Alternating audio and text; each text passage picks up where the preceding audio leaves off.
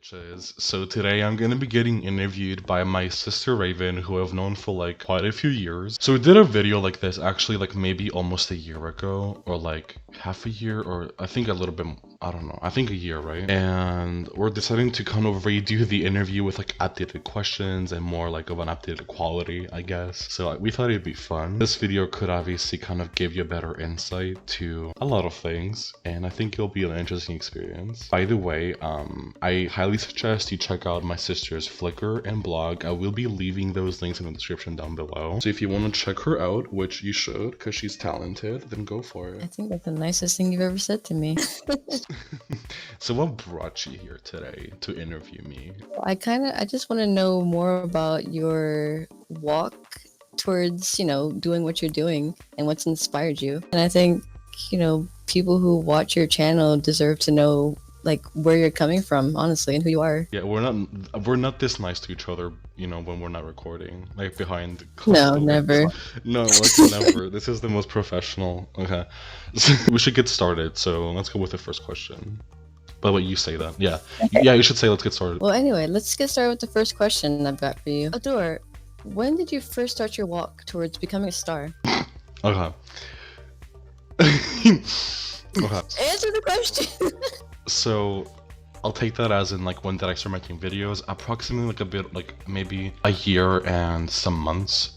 Yeah, I think that's right. Like a year and some months ago, I started making videos on YouTube. I don't know how many people know this, but I used to make like videos that not that many people watch. Like when I was like 16, I made like some like stupid ass like Sims 3 Let's Plays and The Sims 2. I would get like, I don't know, like 200 views maybe per video. But it was fun.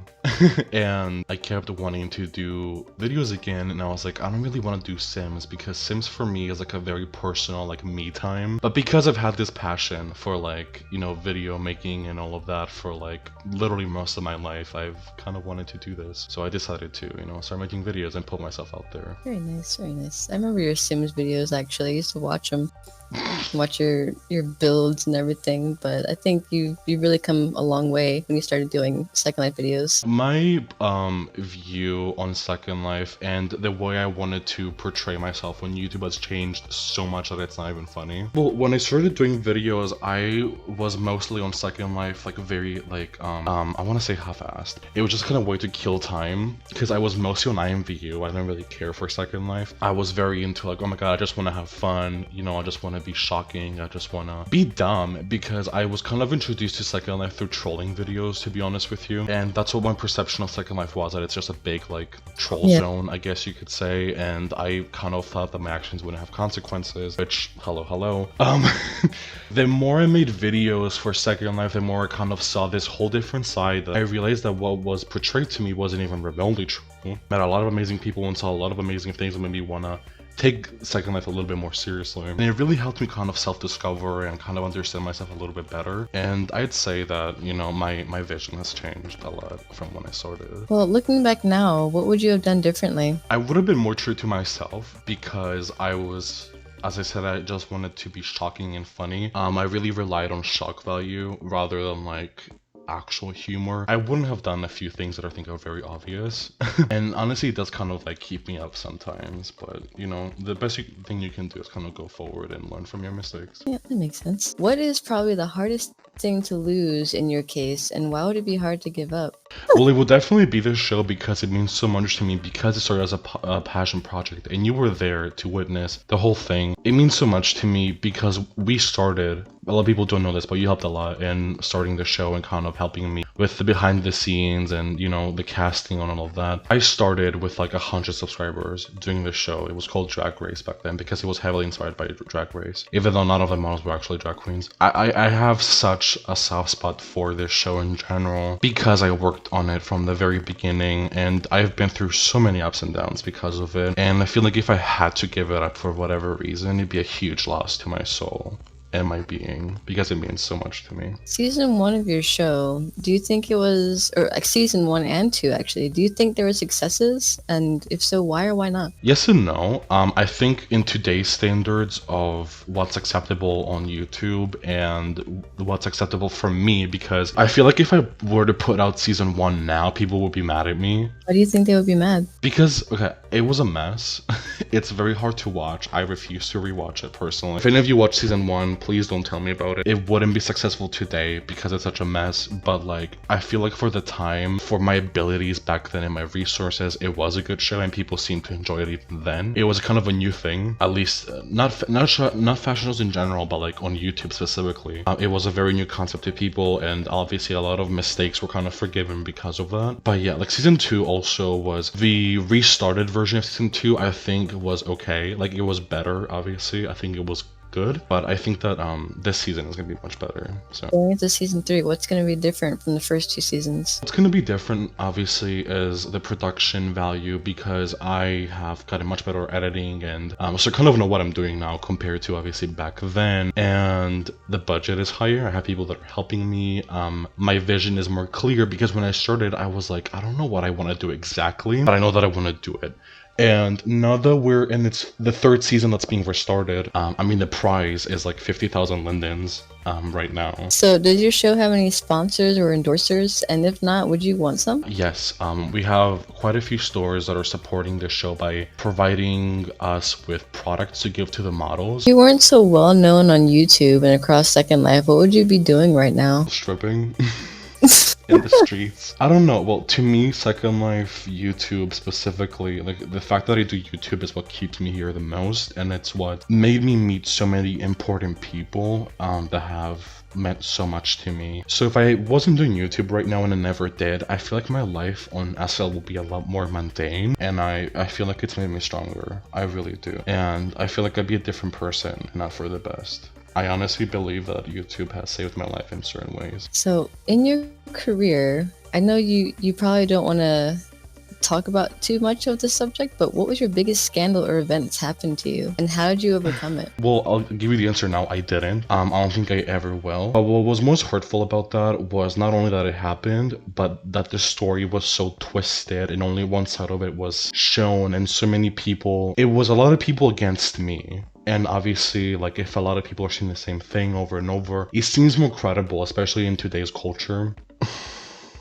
How do I continue? But yeah, I don't think I'm over it. I still kind of think about it. But at the same time, I wish I could take it back. I really do. But at the same time, I feel like it's shown me that the internet is forever and everything you do affects people. And I think that was a great lesson to learn. So what is your biggest pet peeve? Like, I hate people that portray themselves in one way and aren't true to that at all, which is very common on SL specifically. And a lot of people that have a following or think they're famous or whatever are so guilty of this, which everyone is, by the way, to one level, to like in one way or another. But there's so many people that portray this like, oh my god, I'm so positive persona, and behind the scenes, like, they're the worst people to be around, like the most toxic, the most hateful, the most jealous, the most conniving. That's my pet peeve. People like not being true to their brand, because if you want to brand yourself as like a horrible person, you want to play the villain, you want to be a bitch, go for it. But you can't be, you know, a wolf in sheep's clothing. I think that's absolutely disgusting. What would you like to be remembered about you? That's a very hard question, because I'm not even sure what I would,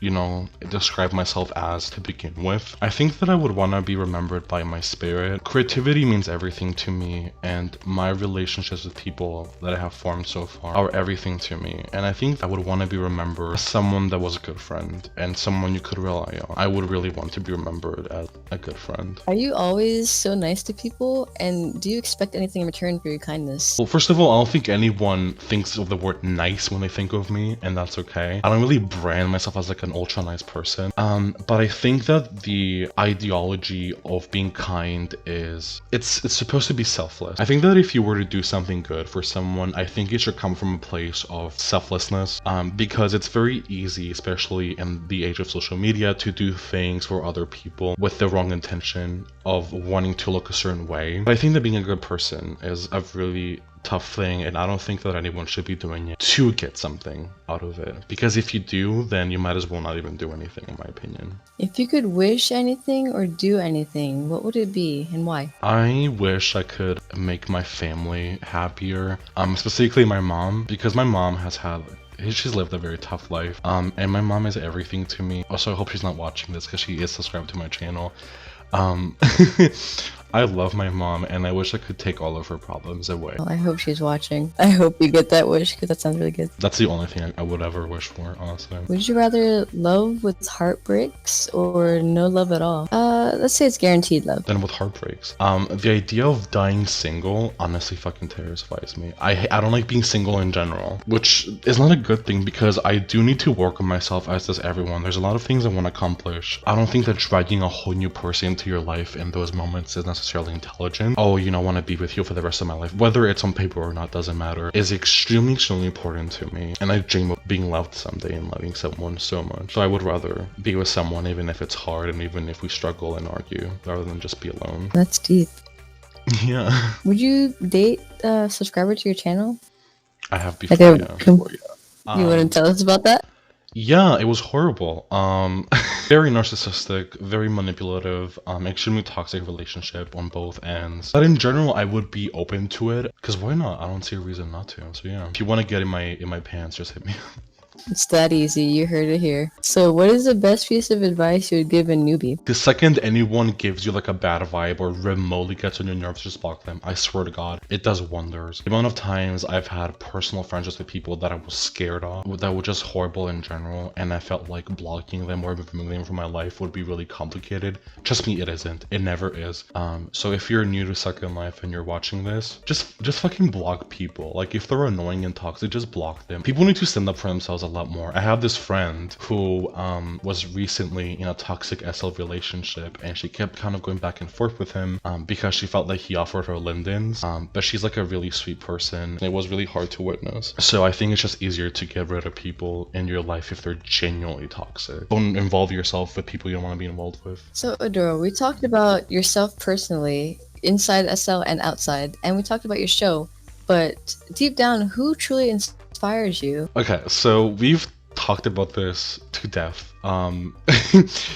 Personal, like behind the scenes. So I'm obsessed with this pop star. Okay.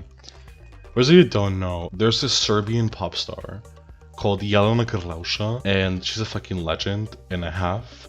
She's a queen. She's blonde and sexy. Or honestly, I'm literally so obsessed with her. I really love her music. I literally have her as like my phone screen background. I'll pull it up right here. What about her inspires you? Her personality, like she's extremely confident, like she knows what she's talking about. I think that she's genuinely talented, and a lot of people don't like her because of her controversies, and a lot of people make fun of her and, you know, that she can't sing or whatever. And I'm just completely baffled by how strong she is, how quick she is to stand back on her feet. Like for example, her mother died approximately a year ago, and she was kind of being scrutinized by the media because she kind of verbally attacked a paparazzo that was harassing her while she was I think visiting her mom's grave, like something like that. Like it was something, I don't know the specifics of it, I have to look into it again. She's been canceled, she's been scrutinized and everything, but she always comes out on top. She really fucking does, and I love her for it. Very nice. So that's what you strive to be like? I think so. I mean, also she's fucking gorgeous. Like her fucking styling and everything. I just pull up a photo of her and your Second Life avatar and see the resemblance. It's uncanny. It's not even that I'm trying to look like her, to be honest. I've always been into this, like the Barbie style aesthetic even before I knew who she was. So when I found out about her, like when I was like maybe like 11 years old, I was like, oh, like, oh my God. Okay, I know a lot of people have been wondering this, but what exactly is your gender identity? I think people kind of focus on that question a little too much. A lot of them for the wrong reasons, I believe. I don't understand people's fascination with what's between my legs and what I want to identify as. I've asked people to, you know, refer to me as she multiple times. I view myself in such a way where my identity is the least of my concerns. I don't wake up every day being like, oh, you know what, I am this and this, or because that's like the least important thing about me. It's kind of like the way people shouldn't obsess over, let's say, their eye color. Like you don't wake up every day being like, oh my God, I have brown eyes, like that kind of way. So I would rather be kind of seen as a human. I don't understand why people are so obsessed with like knowing. So thank you so much, Raven, for interviewing me. We've had some issues because her kids are in the back, but I know that it wasn't the easiest for you to find time. So thank you so much. Always find time to do this with you. You know that. I'll leave the links to her socials down below. So yeah, I love you, Raven. Thanks so much. I love you. Thank you.